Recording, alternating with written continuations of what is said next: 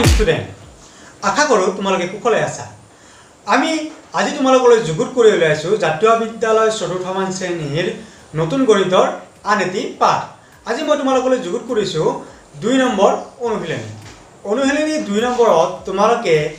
পূৰণ অংক শিকিবলৈ পাবা এটা কথা মনোযোগ দিয়া যদিহে আমি পূৰণ অংক কৰিব লগা হয় তেতিয়া হলে আমি কি কৰিব লাগিব পূৰণ নেউটাবোৰ ভালদৰে মনত ৰাখিব লাগিব হয়নে আমি সকলো আগতে পূৰণ নেউটা শিকি আহিছো যদিহে তোমালোকে পাহৰি গৈছা পূৰণ নেউটাখন আকৌ এবাৰ তোমালোকে মনোযোগ দি পঢ়ি লবা তেতিয়া কি হ'ব আমাৰ অংকবোৰ কৰা আটাইতকৈ মানে কি একেবাৰে সহজ হৈ পৰিব হয়নে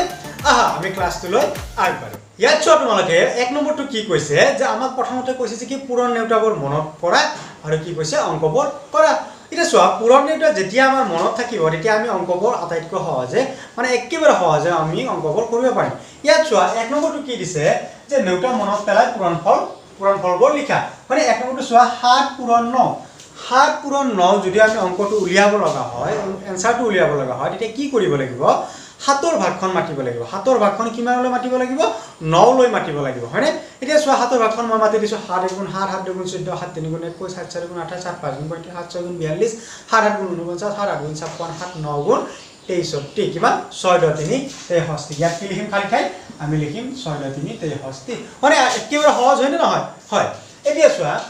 নিয়ম নম্বৰটো দিছে নিয়ম নম্বৰটো কি দিছে 12 দিছে 12 পূৰণ 8 12 পূৰণ 8ৰ এনসাৰ উলিয়াব লাগিলে আমি কিনখন ভাগ মাতিব লাগিব 8ৰখনো মাতিব পাৰো আৰু কি কৰিব পাৰো আমি 12ৰখনো মাতিব পাৰো 12ৰখন মাতিলে আমি কিমানলৈ মাতিব লাগিব 8লৈ মাতিব লাগিব হয়নে চোৱা 12 * 12 12 * 24 12 * 37 12 * 48 12 * 5 * 60 12 * 72 12 * 84 12 * 8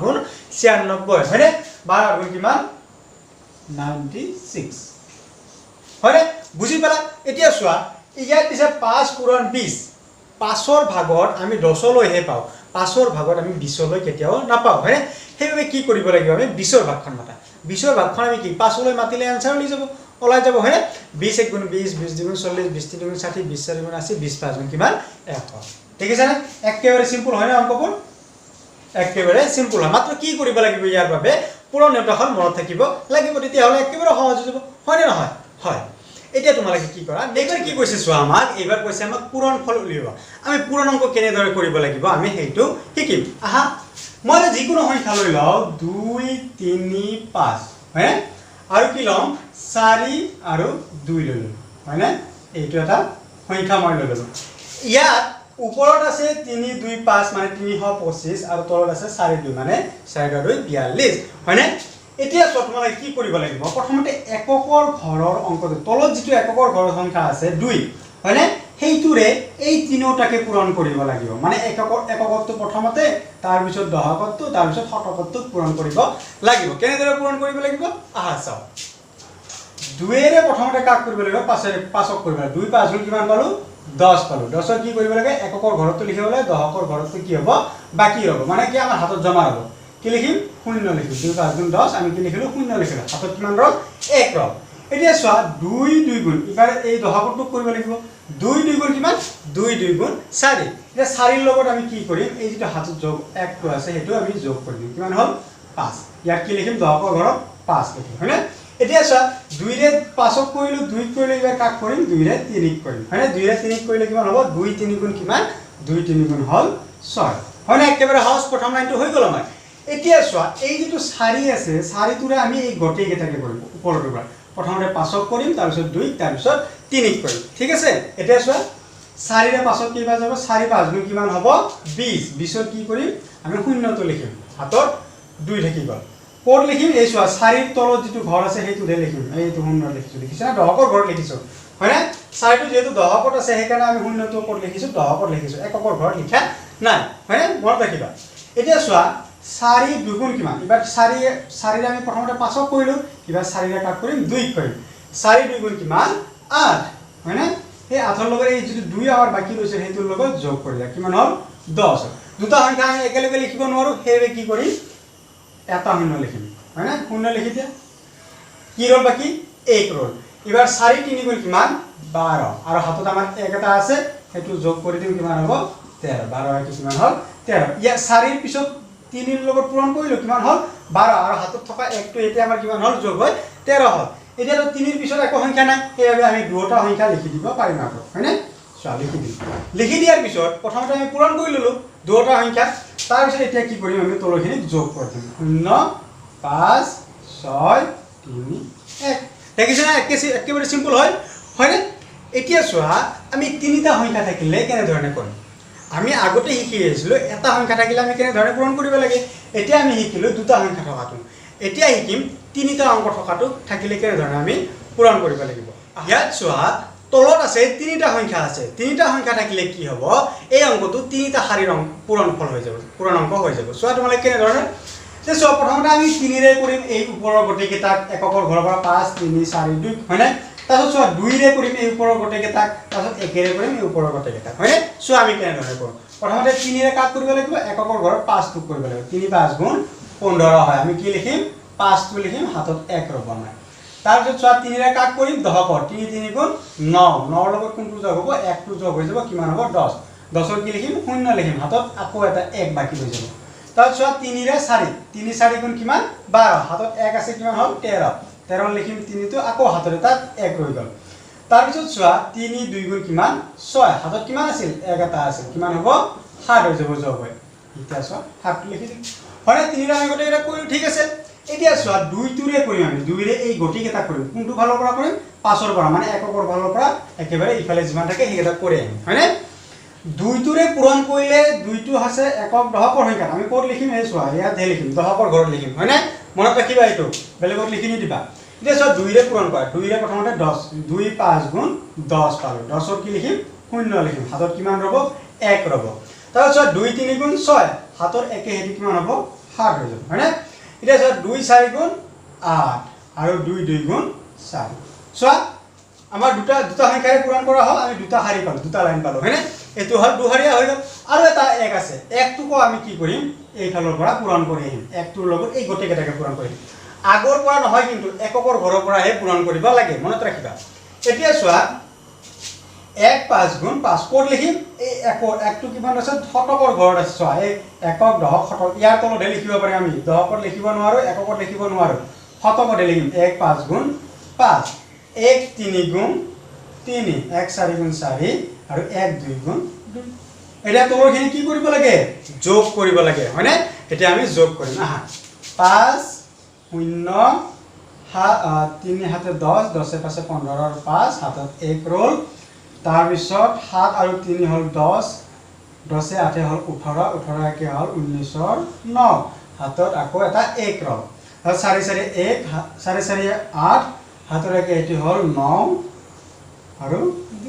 একেবাৰে উত্তৰ সিম্পল উত্তৰ হয় না তোমালোকে গম পালা এতিয়া যে দুটা থাকিলে কেনে ধৰণে কৰিব লাগে তিনিটা থাকিলে কেনে ধৰণে কৰিব লাগে এতিয়া আমি চাম যে ইয়াত যদি এই সংখ্যাবোৰৰ যদি শূন্য থাকে তেতিয়া হলে কি হয় আমি সেইটো চাম ঠিক আছে আহা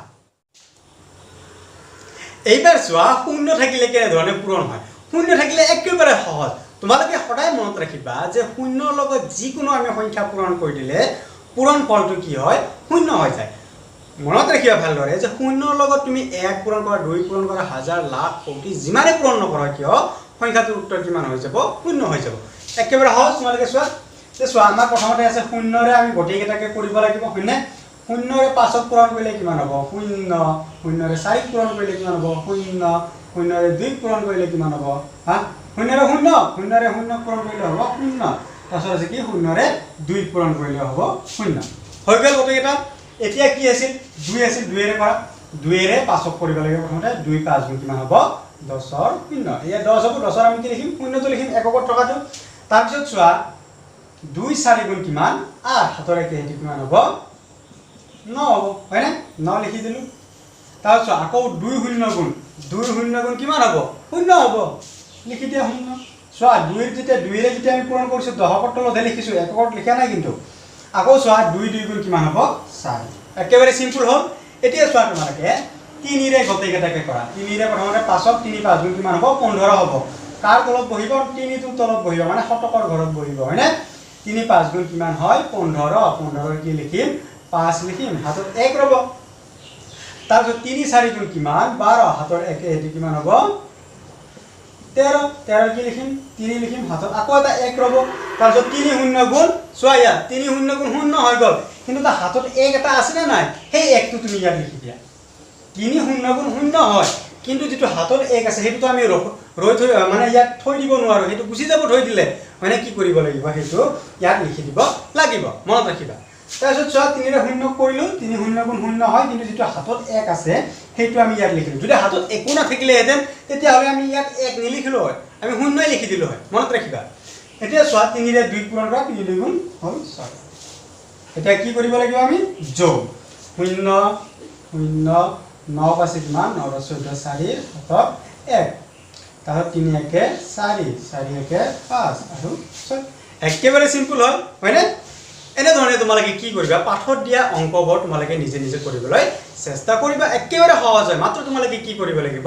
পুৰণ নেউটাখন মনত ৰাখিব লাগিব ঠিক আছে হ'ব নেক্সট জাদু জাদু এইবাৰ আমাক জাদুৰ খেলা দিছে জাদুৰ খেলা বুলি মই এইভাবে কৈছো যে ইবাৰ আমাক শূন্য থকা অংকৰ লগত পূৰণ কৰিব দিছে শূন্য থকা অংকৰ লগত পূৰণ কৰিব লাগিব কি কেনে ধৰণে হ'ব আমি অংকবোৰ চাই লওঁ আহা ইয়াত চোৱা আমি দুই ধৰণে কৰিম অংকটো প্ৰথমতে মই দেখুৱাই লৈছো যে আমি আগতে যিটো নিয়ম শিকি আহিছো সেইটো নিয়মত কৰিম প্ৰথমতে শূন্যৰে গটেকেটাকে 0 0 গুণ 0 0 5 গুণ 0 0 4 গুণ 0 হৈ গ'ল 0 এতিয়া চোৱা 6 0 গুণ 0 ক'ত বহাম 10 ৰ তলত 6 5 গুণ কিমান 30 30 ৰ কি লিখিম 0 লিখিম হয় না 3 টো বাকি ৰব হাতত আমাৰ তাৰপিছত 6 4 গুণ কিমান 24 24 ৰ লগত 3 যোগ কৰিলে হ'ব 27 ইয়াত 27 লিখি দিলো হৈ গ'ল নে 0 0 0 7 2 এটো অংক হৈ গ'ল এটা নিয়ম এতিয়া চোৱা নেক্সট নিয়মটো কি নেক্সট নিয়মটো একেবাৰে সহজ চোৱা তোমালোকে কি আছে ইয়াত 4 5 0 আৰু 6 0 হয়নে চোৱা এই সংখ্যাত এই অংকটোৰ মুঠতে কেইটা 0 আছে দুটা আছে হয়নে সেই দুটা 0 টো তোমালোকে একেলগে লিখিবা 1 2 এইটো লিখিলো এইটো লিখিলো চোৱা ইয়াত লিখি লৈছো হয়নে এতিয়া চোৱা কি কি ৰল 45 ৰোল আৰু 6 টো ৰোল হয়নে 45 আৰু 6 টো ৰোল এতিয়া চোৱা 6 ৰে 5 পৰা 6 5 গুণ 30 ৰ 0 হাতত 3 6 4 গুণ 24 24 এ 3 হ'ব কিমান হ'ল 27 হয়নে চোৱা 27 চোৱা এইটো অংকৰ নিয়ম আছিল তিনিটা তিনি হাৰি ধব লাগিছিল কিন্তু আমি কেইটা হাৰিত কৰিব পাৰিলো এটা হাৰিতে কৰিব পাইলো একেবাৰে সিম্পল মই তোমালোকক সেইটোকে কৈছিলো যে এইটো জাদুৰ দৰে অংক চোৱা ইয়াত দুটা শূন্য আছে দুটা শূন্যটো লিখি দিলো তাৰ পিছত 6 টো ৰল আৰু 45 টো ৰল হেইটা আমি পূৰণ কৰিছো 6 5 গুণ 30 30 ৰ লিখিলো 0 হাতত থাকিল 3 6 4 গুণ 24 3 হেতি কিমান হ'ল 27 হয়নে সিম্পল আৰু এটা সৱাল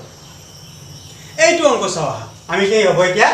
ইয়াত চোৱা শূন্য কেইটা আছে ইয়াত দুটা ইয়াত আছে 1 2 3টা মানে কিমান টোটাল 5টা আমি লিখিলো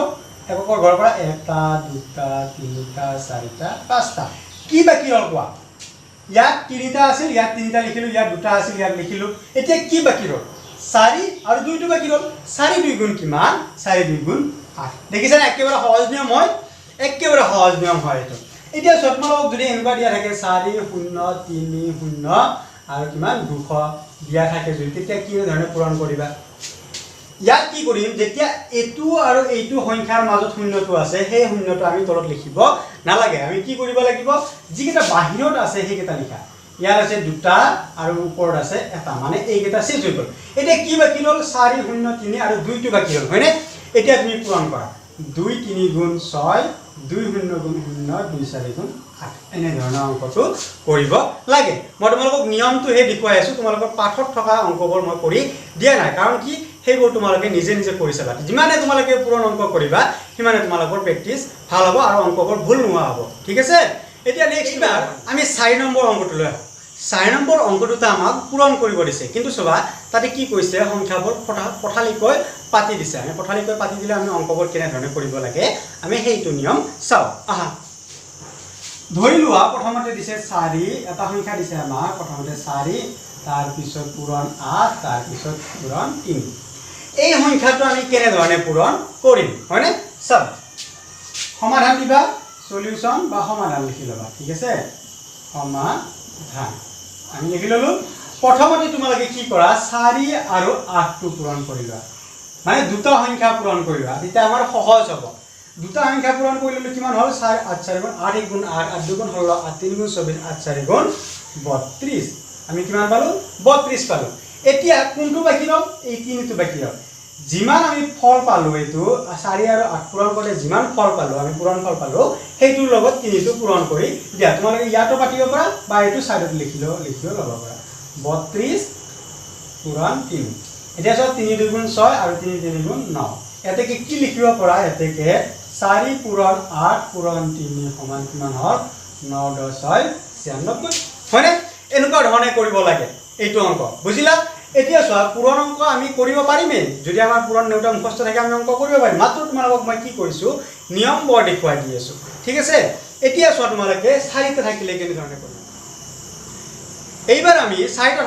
অংক এটা পাতি লওঁ চাবা 4 পূৰণ 5 পূৰণ 7 পূৰণ 6 ধৰি লওঁ আমি 4টা যিকোনো সংখ্যা দিছে আমাক আমি কি কৰিব লাগে এই 4টা অংক পূৰণ কৰিব লাগে এইবাৰ দুটা কৰি পূৰণ কৰা এই দুটা একেলগে পূৰণ কৰিম আৰু এই দুটা একেলগে পূৰণ কৰিম চাবা সমাধান লিখা সমাধান কৰা 4 পূৰণ 5 প্ৰথমতে আমি কৰিলো 4 5 গুণ কিমান হ'ল 20 মানে এই দুটাৰ কাম শেষ হ'ল এতিয়া চোৱা 7 পূৰণ 6 7 5 7 হয় মাতা 7 গুণ 7 গুণ 14 3 গুণ 21 7 4 গুণ 28 7 5 গুণ 35 7 6 গুণ কিমান 42 7 6 গুণ 42 চোৱা এতুৰো কাম হৈ গল এইটাৰো হৈ গল এইটাও হৈ গল কিন্তু চোৱা এই গোটেই কেইটা পূৰণ কৰিব দিছে কি একেলগে কৰিব দিছে হেইভাবে কি কৰিব লাগিব এইটোৰ লগত এইটো আকৌ এবাৰ পূৰণ কৰি দিব লাগিব চোৱা 42 * 20 হয়নে এটো চোৱা এটো আমি দু হাৰিয়া পূৰণ হৈ আছে আমাৰ দুটা হাৰিৰ পূৰণ হৈছে কিন্তু আমি কি কৰিম এটা হাৰিৰ পূৰণৰ নিয়মত কৰিম শূন্য এটাই আছে এটা শূন্যটো লিখি লোৱা কিহেৰে পূৰণ কৰিম 2 2 গুণ 4 2 4 গুণ 8 ঠিক আছে এনেকুৱা ধৰণৰ শূন্য থাকিলে কি কৰিব লাগে এই ধৰণে পূৰণ কৰিব লাগে একেবাৰে সিম্পল হয় মানে আনসাৰটো কিমান হ'ল 840 মানে কি লিখিব পাৰিবা 4 পূৰণ 5 পূৰণ 7 পূৰণ 6 ইকুৱেল 840 লিখি দিব পাৰিবা তোমালোকে একেবাৰে সিম্পল হ'ব হয়নে নিশ্চয় বুজি পাইছা তোমালোকে আৰু যদি তোমালোকে কি কৰে ভালদৰে কৰিব লগা হয় তেতিয়াহলে তোমালোকৰ পাঠত দিয়া অংকবোৰ ভালদৰে পূৰণ কৰি চাবা হ'ব ঠিক আছে এতিয়া নেক্সট লৈ আগবঢ়াম আকৌ এটা অংক তোমালোকে চোৱা কি লিখিছো আমি ইয়াত চোৱা 32 পূৰণ 4 পূৰণ 6 পূৰণ 12 তোমালোকক সৰু সৰু অংকবোৰ কৰি দি থাকিলে তোমালোকে ভাবিবা যে ছাৰে আমাক সৰু সৰু সহজ অংকবোৰ কৰি দিলে টান অংক আমাক দেখুৱাই দিলে এনেকুৱা ধৰণৰ তোমালোকে ভাবিব পাৰা আমাৰ স্কুলৰ ছাত্ৰ ছাত্ৰী হলে তেনে ধৰণে কয় হয়নে নাই হেতু কথা তোমালোকে নাভাবে মই তোমালোকক ডাঙৰ অংকবোৰ কৰি দেখুৱাই দিছো কেনে ধৰণে কৰিব লাগে সব নিয়ম একে মাত্ৰ আমি কি কৰিব লাগে আমাৰ পূৰণ নেউটা মনত থাকিলে আমি যিকোনো ধৰণৰ অংক কৰিব পাৰো আহা চাও এইটো কি কৰা ঠিক তেনে ধৰণে দুটা কৰি পূৰণ কৰি লোৱা চোৱা প্ৰথমতে লিখিম আমি সমাধান লিখি ললো আৰু 32 পূৰণ 4 পূৰণ প্ৰথমতে আমি কৰি লম 4 2 গুণ 8 4 3 গুণ 12 হৈ গল এইবাৰ চোৱা 6 আৰু 12 টো পূৰণ কৰিম 12 টো ডাঙৰ সংখ্যা যেটো ওপৰত লিখিবা আৰু তলত 6 টো লিখিবা 6 2 গুণ 12 2 হাতত 1 6 গুণ 6 হাতত 1 7 এতিয়া এই দুটাকো পূৰণ কৰি লোৱা 1 2 8 আৰু 7 2 ইয়াত চোৱা ইয়াত শূন্য নাই হেবে আমি অংকটো দুটা হাৰিতে কৰিব লাগিব হয়নে চোৱা দুটা হাৰিত কৰিছা 2 8 গুণ 16 6 হাতত 1 2 2 গুণ 4 হাতত 1 5 2 1 গুণ 2 হৈ গল এসো 7 8 গুণ কিমান 7 8 গুণ 5 10 6 56 7 ইমান লিখিলো আমি 6 লিখিলো হাতত 5 হল 7 2 গুণ 14 14 পাছে হল 19 ৰ 9 হাতত 1 7 গুণ 7 1 এটি কিমান হল 8 কিমান লিখিম 6 6 পাছে 11 1 হাতত 1 9 কে 10 10 2 12 2 হাতত 1 8 কে 9 হয়নে একই নিয়ম হয় হয়নে মাত্ৰ তোমালোকে কি ইয়াত ডাঙৰ সংখ্যা থাকা বুলি ভাবিলে তোমালোকে কেতিয়াও অংকবোৰ ডাঙৰ মানে কি ভয় নকৰিবা বা কৰিবলৈ ভয় নকৰিবা তোমালোকে অংকবোৰ কৰি যাবা নিয়ম মতে আৰু অংকবোৰ একেবাৰে মিলি যাব হয়নে মাত্ৰ কি কৰিব লাগিব পূৰণ নেউটাখন তোমালোকে ভালদৰে মনত ৰাখিব লাগিব হয় এতিয়া আমি নেক্সট অংকটো যাম 5 নম্বৰটো আমাক কি কৈছে চোৱা 5 নম্বৰটো কৈছে যে আমাক মুখে মুখে পূৰণ কৰিব দিছে মুখে মুখে মানে কি ধৰা তোমাক যদি সুধে যে কি 2 আৰু 3 কিমান হয় তোমালোকে মুখে মুখে মানে বহিত পাতিবই নালাগে তোমালোকে কি কৰিবা 2 3 গুণ 6 আৰু যদি তোমালোক কয় 10 10 গুণ কিমান তোমালোকে অংকটো বহিত পাতি ল'ব নালাগে মুখতে পূৰণ কৰি তোমালোকে ক'ব পাৰিবা 10 10 গুণ 100 মানে মুখতে মানে কি দুনকতে লিখিব লাগিব নেকি নালাগে মানে আমি মনেৰে ভাবি ফেলে অংকটোৰ উত্তৰটো আমি দিব পাৰো ঠিক তেনে ধৰে তোমালোক কি হৈছে ইয়াত যিবিলাক অংক আছে সেই অংকবোৰ তোমালোকক মুখে মুখে পূৰণ কৰিব দিছে একেবাৰে সিম্পল হয় মাত্ৰ তোমালোকে নিয়ম তোমালোকৰ পাঠত থকা মই দুটা অংক পাতি লৈছো ইয়াত তোমালোকে চোৱা এটা ক নম্বৰটো দিছে কি 300 পূৰণ 80 আৰু এটা খ নম্বৰটো দিছে 1200 পূৰণ 700 মুখে মুখে কৰিব দিছে যেহেতু আমি কি অংকটো পাতি নলওঁ আগতে যেনে ধৰণে পাতিছিলো তেনে ধৰণে পাতি নলওঁ চোৱা ইয়াত এটা শূন্য আছে ইয়াত কেইটা আছে দুটা আছে মানে মুঠ কেইটা কয়টা শূন্য